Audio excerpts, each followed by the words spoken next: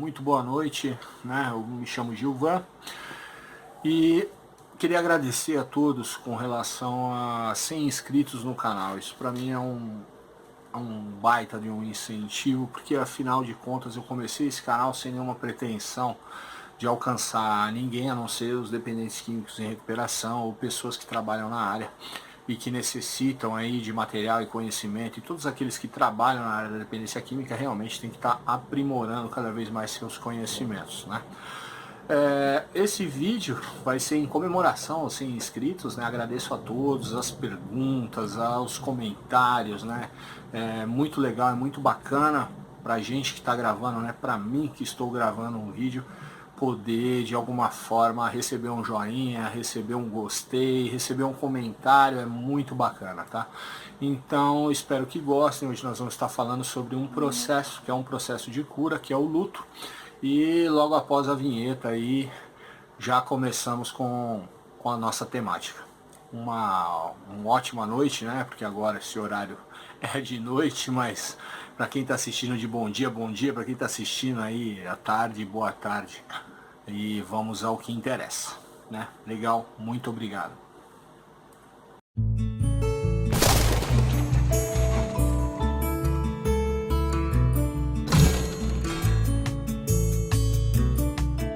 Voltamos à nossa temática, onde o assunto vai ser o luto, né? O luto é conhecido como um processo de cura. E normalmente quando nós falamos sobre luto, nós falamos sobre, assimilamos, né, de alguma forma e começamos a unir ou vincular o luto como sendo uma situação de morte.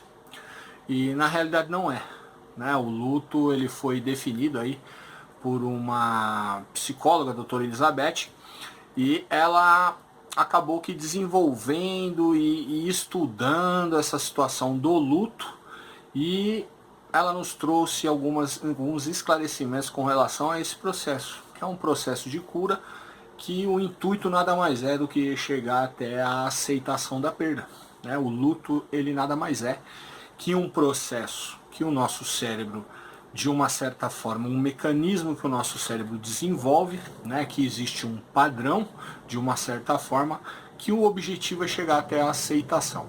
Então vamos ao primeiro slide e vamos, né, entender um pouquinho mais como é que funciona isso.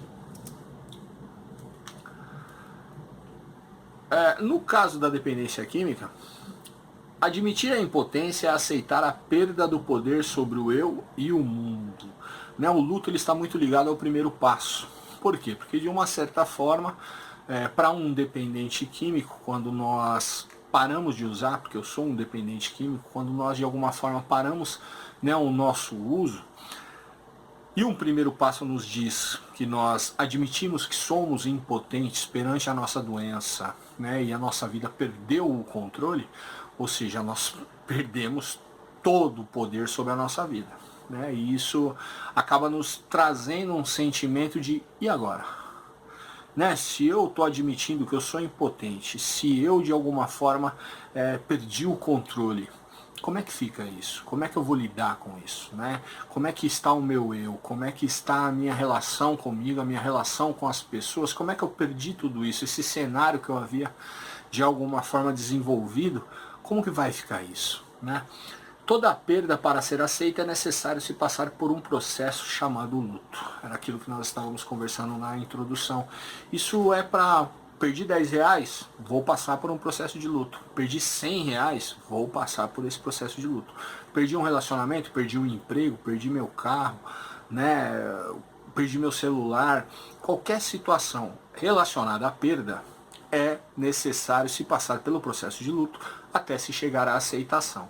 A diferença é, dependendo do valor e da importância que aquilo tem para nós, o processo pode ser um pouco mais demorado. Ou pode ser de alguma forma até atrasado por nós mesmos, ou digamos sabotado por nós mesmos até chegar à aceitação tão esperada, né? Algumas perdas associadas com relação à dependência química. A própria substância, né? Porque quer queira, quer não, usar droga é bom, né? Quem falar que usar droga é ruim, na minha opinião, tá mentindo. né, as consequências do uso de drogas, sim, são maléficas, né, são horrendas. Mas o uso de droga, ele é bom, né? Senão as pessoas não usavam, senão eu não usaria droga. Se fosse para mim usar droga, fosse usar alguma coisa que fosse ruim, eu não usaria, né? Então a própria substância já é uma perda de alguma forma que eu vou ter que encarar. Amigos e hábitos relacionados ao uso também são uma problemática, porque nós achamos, né, entre aspas, que temos diversos amigos, que temos ali uma tribo, né, um ciclo social que nos entende, que nós nos identificamos e que de alguma forma vivenciamos situações com aquelas pessoas. Muitos relacionamentos iniciam-se até no uso de substância, né? Situações de pessoas que estão ali ao nosso redor e acaba se tornando nosso ciclo social, e isso é uma perda também para nós, né? A autoestima, né, o uso de droga acaba aqui tirando essa situação de nós acabamos nos achando que não somos merecedores de tal coisa, que nós não merecemos o sucesso, que nós não merecemos, né, tudo aquilo que a vida pode nos oferecer. A autoimagem, né, no uso de droga, quantas das vezes eu, né, falando de mim, não me tornei um mendigo, ou não me tornei o bandido, ou não me tornei um malandro, ou assim, são vários personagens, né? Acabamos que vivendo aquele filme das 1000 faces do Dr. Lau, né? Onde eu acabo me tornando, sou um verdadeiro camaleão em busca da minha droga de preferência. Então uma hora eu sou um, outra hora eu sou outro, outra hora eu sou outro, e eu acabo perdendo essa minha identidade de quem realmente eu sou, né? A minha essência eu acabo deixando por perder a minha persona, né? Por quê? Porque eu não tenho mais sonhos, eu não tenho mais objetivos, eu não tenho mais nenhum tipo de meta, eu não planejo mais o futuro, e tudo isso acaba que por me deixando perdendo essa imagem, né, de quem eu sou, onde eu quero chegar.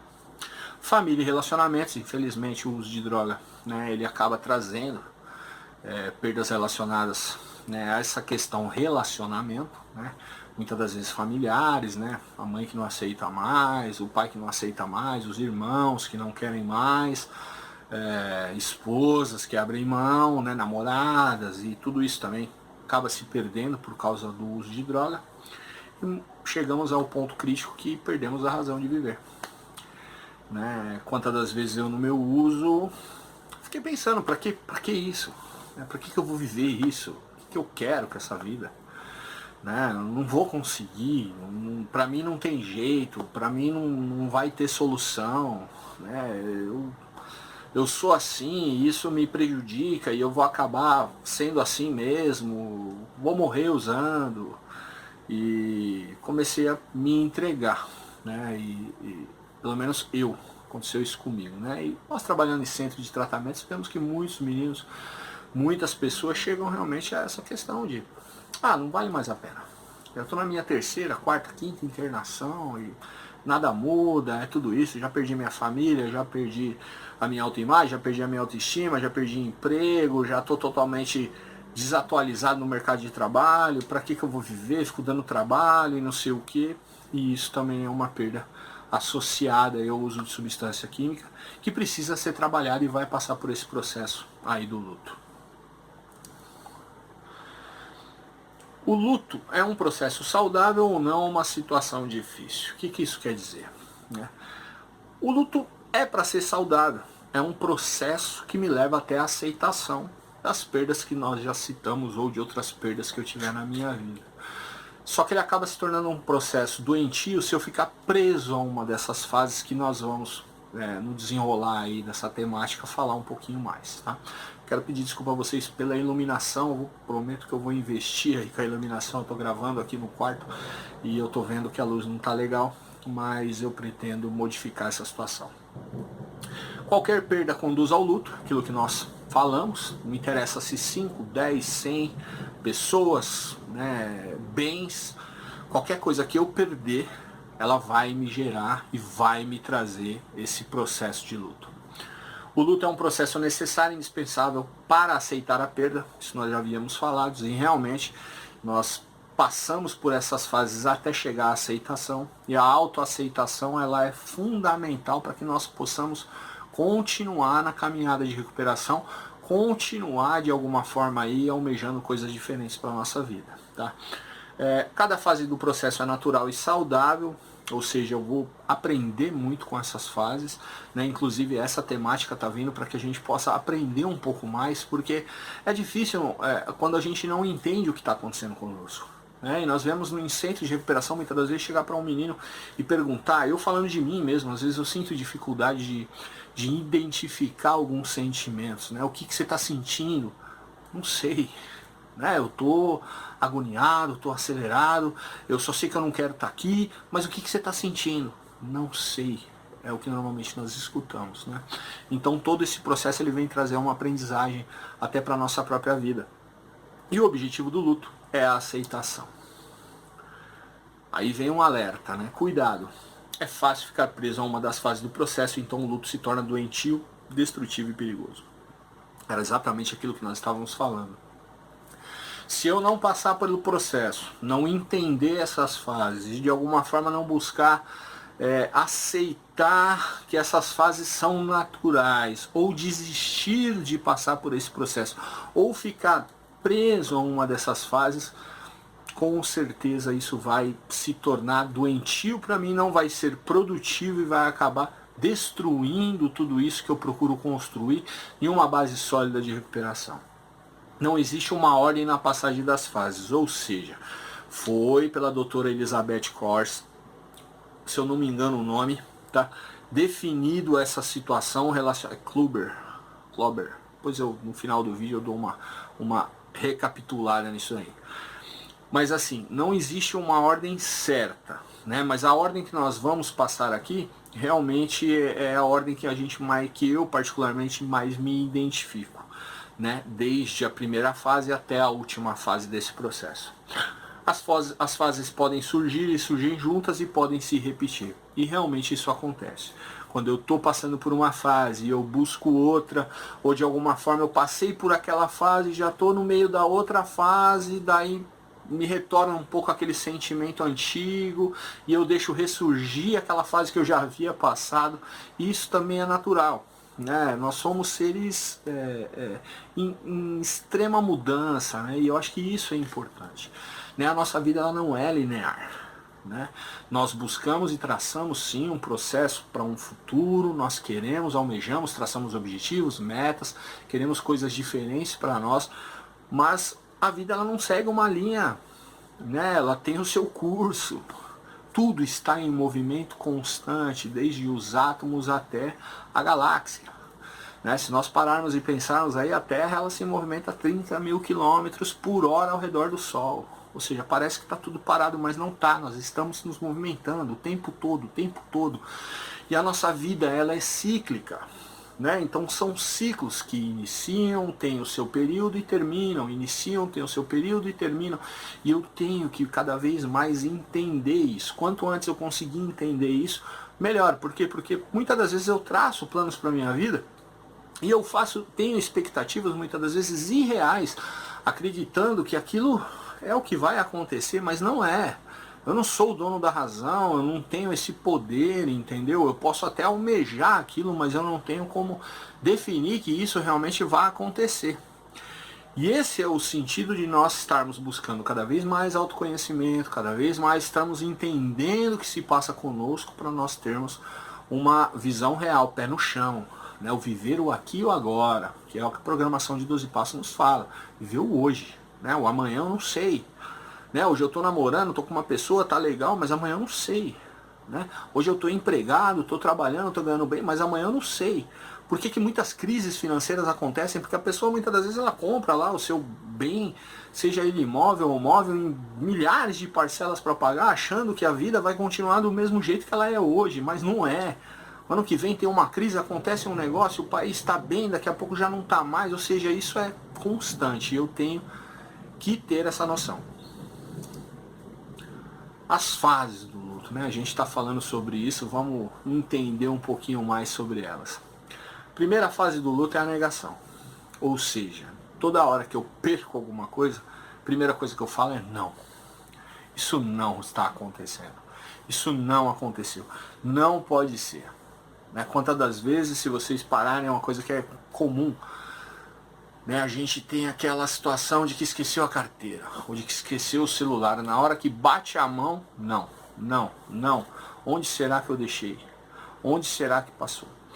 E aquela condição, ela bate na minha cabeça que eu não acredito que eu tenha perdido, eu não acredito que aquilo se foi, eu não acredito que aquilo de alguma forma foi roubado, né? Carro, principalmente quando a gente estaciona o carro no lugar, você volta naquele lugar, o carro não tá lá, o que a gente faz? Por mais que eu tenha certeza que eu deixei o carro ali, eu chego a ligar para as pessoas, eu saí de carro, poxa, mas será que eu estacionei aqui mesmo? Não, vou procurar ali. Não, eu acho que foi na outra rua e vou no outro lugar. Por quê? Porque nós não queremos acreditar, né? Que aquilo está acontecendo. E a negação, ela é a primeira fase, né, do luto. Após a negação, eu já entro na raiva, né? A raiva já seria na condição do quê? Poxa, isso não é possível, Deus não gosta de mim. Eu começo a amaldiçoar até a quinta geração pelo que aconteceu. Seja uma perda de um dinheiro, seja a perda de um emprego, seja o que for, né?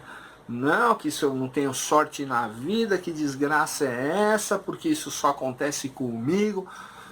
E a raiva explode. É uma segunda fase. Depois passamos pelo DDD, né? Que seria a dor, o desespero e a depressão. Isso faz parte, tá? Chegamos à negociação até encontrarmos a aceitação. Nós vamos discorrer um pouquinho sobre essas fases para que a gente possa estar entrando em cada uma delas com as suas peculiaridades.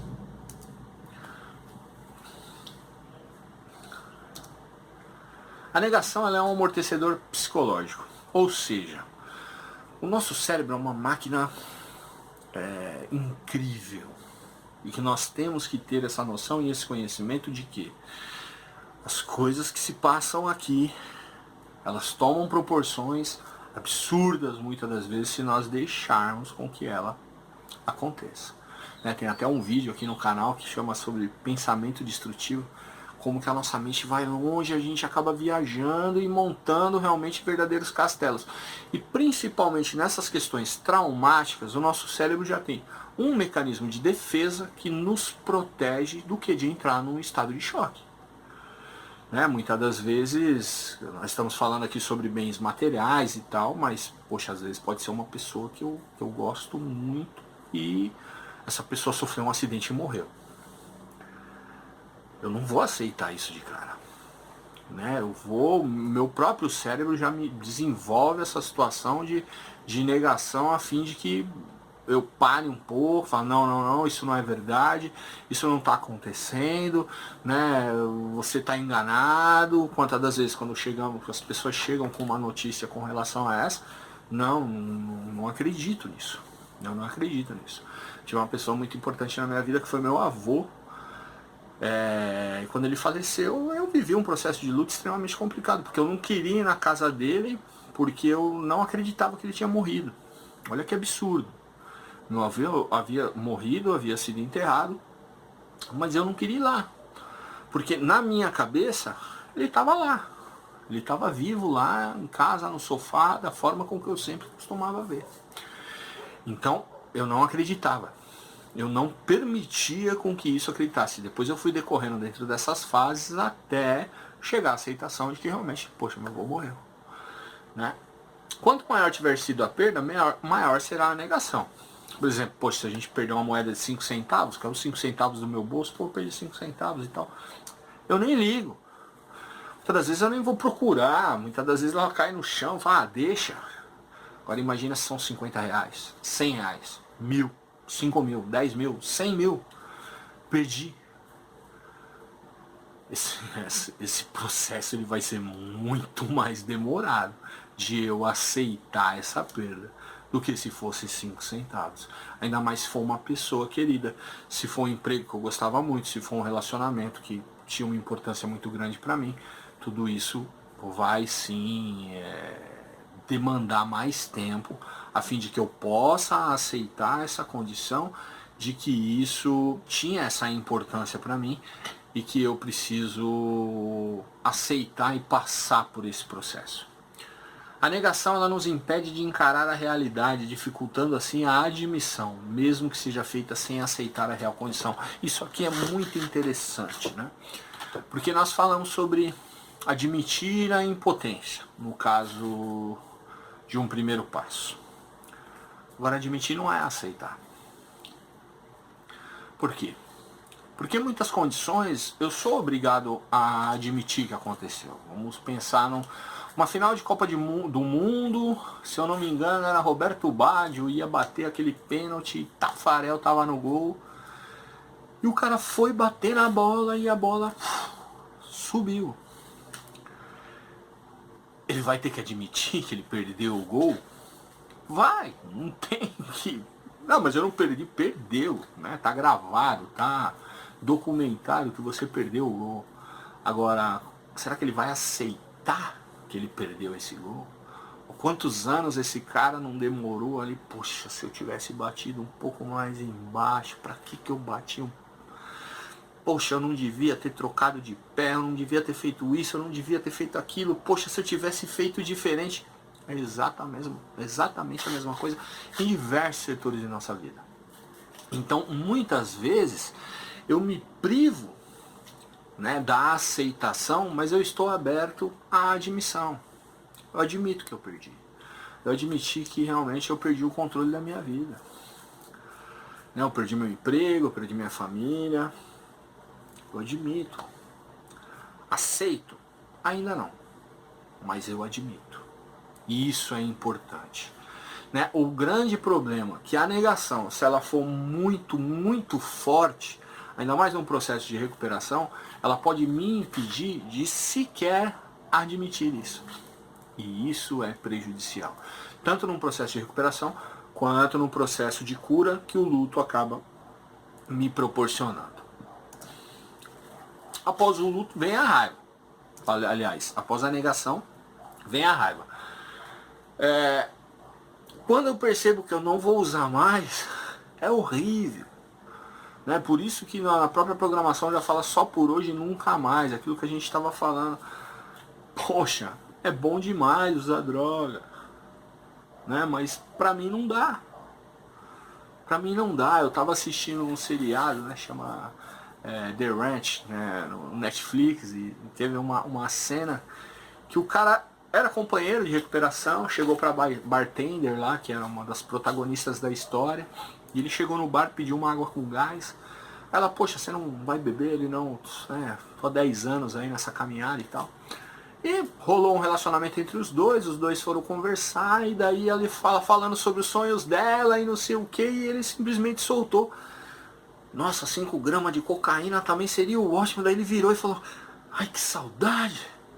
E poxa, eu sinto saudade, né? E isso tem que ser uma situação que eu tenho que trabalhar com ela naturalmente. Eu não posso ser desonesto, né? A própria programação ela me diz que só 2 pessoas não ficam limpas, que são o que? Os desonestos e o débil mental.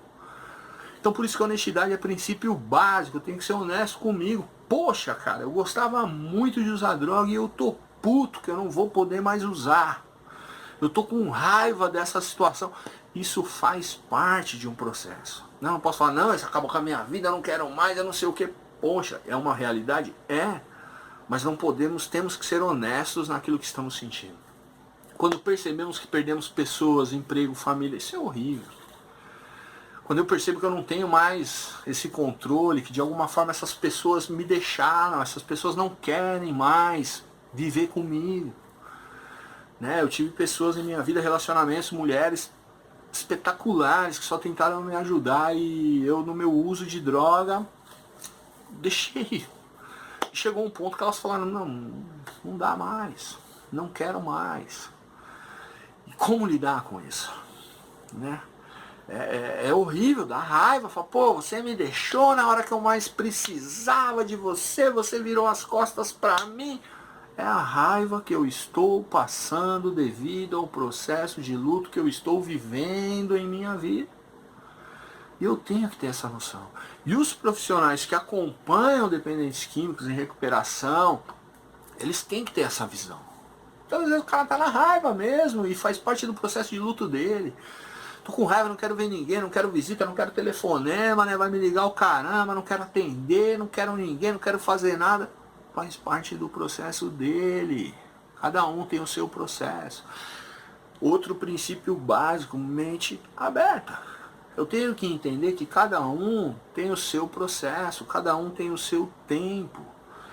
Quando percebemos que estamos confinados e condicionados, isso é horrível em recuperação. Eu já fiquei internado várias vezes. É ruim. Não vou falar que é bom, me dá raiva. Tá internado com uma par de gente no quarto, né? Seja na clínica feminina, seja na clínica masculina. Eu só me internei na masculina, obviamente.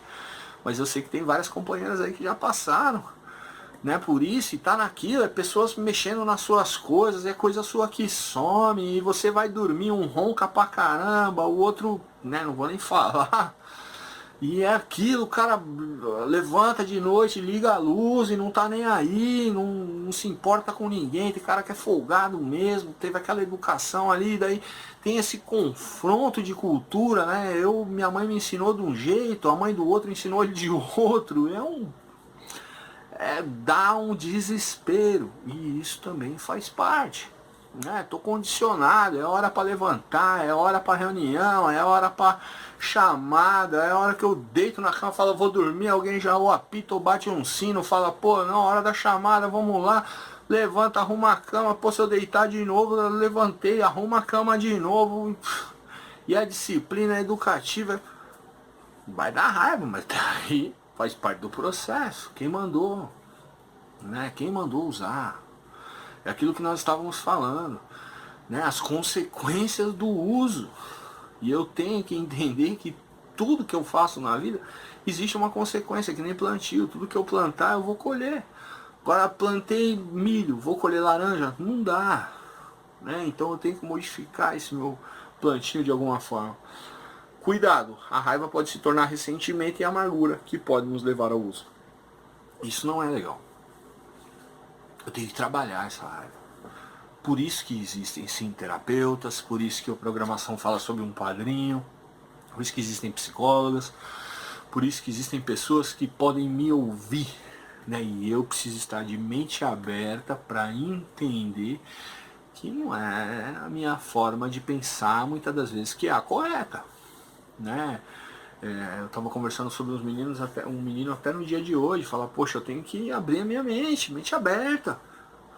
Muitas das vezes eu tenho um padrão de pensamento, eu só acredito naquilo e só acho que a razão ela é minha, só a minha forma de pensar é a correta, só a minha forma de pensar é aquilo que vale. Aquilo que você pensa não me interessa. A sua opinião não me interessa. Isso é extremamente destrutivo. Isso sim vai me gerar um ressentimento absurdo, porque eu só vou pensar, que nem eu estava falando na questão, a mulher me deixou, eu fiquei com raiva disso, mas daí eu começo a projetar a culpa do meu uso nela. Quem for usar fui eu. Eu que peguei um carro, fui até a biqueira, ou eu que peguei o dinheiro e fui até a biqueira e fui lá, ou eu que peguei e fui pro boteco beber. Ah, eu não aguento, a minha mulher me irrita. Não. Ah, esse cara me irrita. Não. Ah, aquela pessoa me irrita. Não. Eu me irrito com a minha mulher. Eu me irrito com esse cara. Eu me irrito com essa pessoa. Eu tenho que chamar a minha responsabilidade. Eu tenho que chamar pro peito. A mudança ela tem que vir de mim. E tudo isso faz parte de um processo de mudança, assim como o luto. Aí vemos uma das fases que são complicadíssimas, que é o DDD. A dor, o desespero e a depressão. Vai doer entrar em recuperação? Vai. Tanto é que a programação fala que a dor é inevitável. Mas o sofrimento ele é opcional. Por quê? Muitas das vezes eu me corto, né? Ou eu tomo um tombo de moto aí, tenho um ralado feio, chego até uma enfermaria. Essa enfermaria, qual que é o primeiro procedimento? Limpeza. Para limpar vai doer? Vai. Para limpar de alguma forma vai doer pra cacete? Vai. Tem como eu impedir isso? Não. Lembra do metiolate, né? Quando era moleque, metiolate ardia pra caramba. Vai doer, mano. Recuperação dói. Dói porque eu tenho que encarar grandes besteiras que eu fiz. Eu tenho que bater de frente com grandes coisas, grandes merdas que eu fiz na minha vida. E eu estou colhendo a consequência hoje. Né? Quantas das vezes eu não vendi todas as minhas coisas, cara? Quantas das vezes eu não deixei de pagar conta e usei todo o dinheiro? Quantas das vezes eu não vendi roupa da minha filha para usar droga? Fralda, mistura, o bujão de gás. Eu já fiz tudo isso. Um celular que eu precisava usar, era ferramenta de trabalho, eu vendi. E isso vai gerar realmente uma dor absurda, porque eu vou começar a me sentir a pior pessoa do mundo. E eu não posso me prender a esse processo. Eu não posso me prender a essa fase, assim como a raiva. Vai doer? Vai. Não tenha medo, porque vai doer. Agora, como nós estávamos falando sobre a enfermagem, se não passar esse medicamento ou não fizer essa limpeza, vai acontecer o quê? Se eu não sentir essa dor, se eu virar para a enfermeira e falar, não, para, eu não quero isso para mim. O que vai acontecer? Vai inflamar. E vai ser pior. E depois, provavelmente, pode ser que precise amputar, operar. Pode ser que eu tenha que sofrer um trauma maior, se eu não quiser sofrer essa dor. E num processo de recuperação é a mesma coisa. O choro é uma expressão da dor. Tenho que chorar. Quantas das vezes eu tô tão... o pessoal fala muito hoje sobre síndrome de Frozen, né? Que congela os seus sentimentos e tal. E na realidade isso já existe antes sequer de dar um nome para isso. Né? Todo dependente químico ele tem uma dificuldade imensa de lidar com sentimentos, por isso que ele não sente nada. Para mim o melhor é não sentir, por isso que eu uso. Né? Quantas das vezes eu começava a usar porque eu só queria usar. Aí eu via que eu tinha feito uma merda, perdi um horário, gastei uma grana que eu não podia. Eu queria usar mais para não ter que sentir a culpa daquilo que eu havia feito. Quantas das vezes a gente não faz isso? Né? Então tem que ter esse discernimento, eu tenho que ter esse entendimento. Né? Como os rituais auxiliam na morte de entes queridos, conversa dativa maquiam a dor da perda do nosso melhor amigo. Por que que muitas das vezes a gente chega e o interessante é que o quê? Eu nunca conto as cagadas que eu fiz. Não, cara, eu me prostituí para usar droga assim. Né? Eu ficava na rua ali esperando um viado parar para mim entrar no carro dele e para ele, né, fazer lá o que ele queria para me dar uma grana para me usar. Não, que nós metia o B.O. mesmo, que é zica, que nós pegava, nós roubava, nós fazia, nós era... Né, muitas das vezes não era assalto, não, eu roubava era a minha família. Quantos sonhos não foram roubados? Quantas noites de sono não foram roubadas? Quanta paz não foi roubada, quanta felicidade não foi roubada por causa do meu e do seu uso. O desespero causado pela dor nos faz sentir sozinhos e sem esperança, nos fazendo desistir. Por isso, é fundamental a gente cada vez mais trocar ideia, conversar, pôr pra fora. Eu não aguento mais quantos dependentes químicos a gente não vê se suicidar devido à dor imensa que o uso nos traz. Por que a reunião de partilha ela é extremamente importante, né, cara? E ter um padrinho é extremamente importante para eu poder pôr para fora tudo isso, falar. E isso é verdade, eu preciso pôr para fora porque eu estou me tornando uma panela de pressão de sentimentos mal resolvidos, de situações mal resolvidas que uma hora vai... Muito cuidado, porque isso vai ser prejudicial para a minha recuperação, que tem que estar em primeiro lugar. Por quê? Porque dói sim. Tá internado ou não, e muitas das vezes sentir que eu perdi, cara. Hoje eu me vejo dentro de uma clínica, trabalhando. Não posso reclamar, porque eu podia estar preso, podia estar morto, podia estar na rua. Né? E algumas coisas realmente voltam, mas algumas também não voltam. E eu tenho que entender isso. Né, realmente encarar o problema de frente e falar, pô, deu merda, fiz uma cagada, fiz, e agora? Agora eu vou colher as consequências. E é o que tá tendo. Aí nós chegamos à fase da negociação. nem chego à aceitação da perda, mas também não tô tão desesperado com relação ao que eu perdi.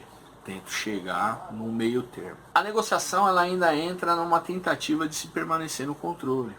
Quantas das vezes nós não vemos, né? A família enquadra ali e fala, você precisa se internar. A gente não aceita mais isso, essa situação que você está vivendo, e você vai ter que se internar. Aí entra a situação. Passa pela negação, não, eu não preciso disso, eu não sei o que, não sei o que lá. Pô, vocês estão me tirando, que papapá, popopó. Não, que poxa, mãe, pra que isso? Vai fazer isso comigo, eu não sei o que. Aí de repente, eu vou, mas se vocês fizerem isso. Eu vou, mas se você... Negociação. Negou, teve raiva, teve dor, negociou, até de repente chegar à aceitação. Muitas das vezes entra naquela questão, meu problema é ciclano e não fulano. Muitas das vezes a gente fala, não, mas meu problema é a cocaína, se eu fumar uma maconha não dá nada. Meu problema é a cachaça, uma cervejinha não dá nada. Isso é tentar negociar, e isso é prejudicial, né? Numa situação de relacionamento, quantas das vezes, né? Pô, você não quer namorar comigo, mas vamos ser amigos, né? Negociar, não tá aceitando ainda que perdeu, eu ainda quero estar no controle da situação, não, mas eu ainda vou ligar pra ela, vai ter que me atender, muitas das vezes ela liga, onde você tá? Né? O que você tá fazendo? E não sei o que, querendo já especular, será que ela tá namorando, será que ela tá com outro, será que você... Tô negociando. E a negociação, ela muitas das vezes nos impede de encarar a realidade. Por isso que eu não posso ficar preso. Ela faz parte do processo, mas eu não posso me prender a essa fase. Só viver à base da barganha e negociação. É um mecanismo de defesa para fugirmos da realidade que ainda não estamos preparados. Não cheguei a tão sonhada aceitação. Aí chegamos ao ponto final, que seria realmente aceitar. Então, só recapitulando. Primeira fase, negação. Segunda fase, a raiva. Terceira fase, a dor, o desespero e a depressão. Quarta fase, negociação. Até chegar à quinta fase, que é a aceitação. Né? A aceitação realmente é quando eu falo, não, eu perdi.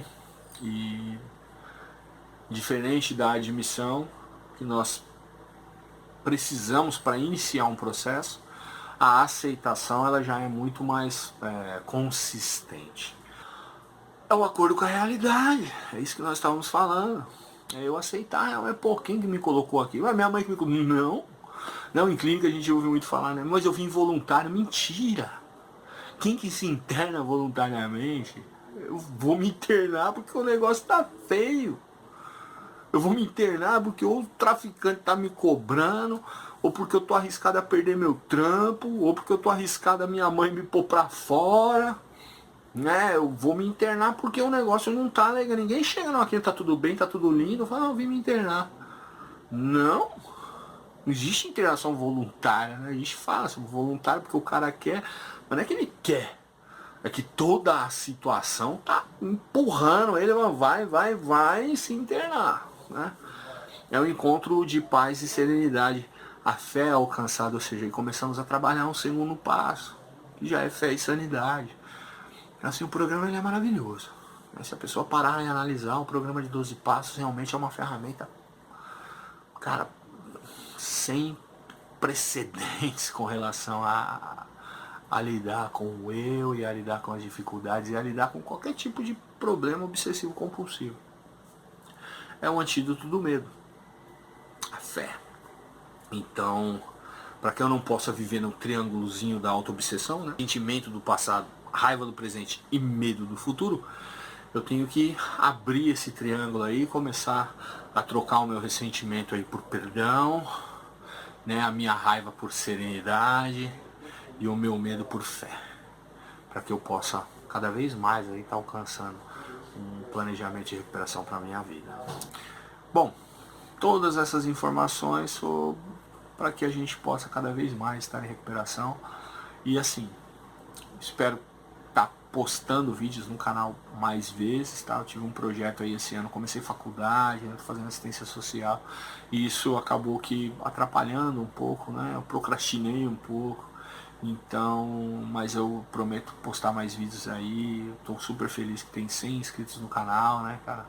E vocês são muito importantes para mim. Eu não lembro o nome de todos que mandaram mensagem, mas eu tive muita mensagem de incentivo, tá? E eu agradeço, né? Vocês me ajudam no dia de hoje a permanecer nesse propósito. Então, boas 24 horas a todos e até o próximo vídeo.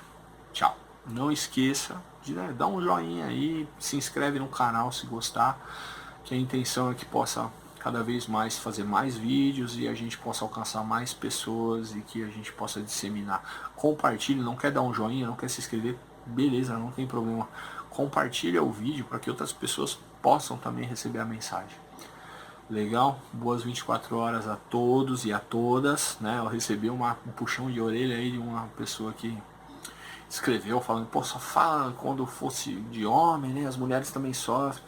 Não, tudo aqui, né? Acho que recuperação não tem sexo, né? Quando eu falo aqui de que minha vivência é em clínica masculina, mas eu sei que existem várias clínicas femininas aí e a doença é a mesma, né? E acho que os princípios são os mesmos, né? De cuidar, de ter uma visão aí diferenciada com relação a tudo aquilo que a gente está vivendo. É isso, boas 24 horas e até o próximo vídeo.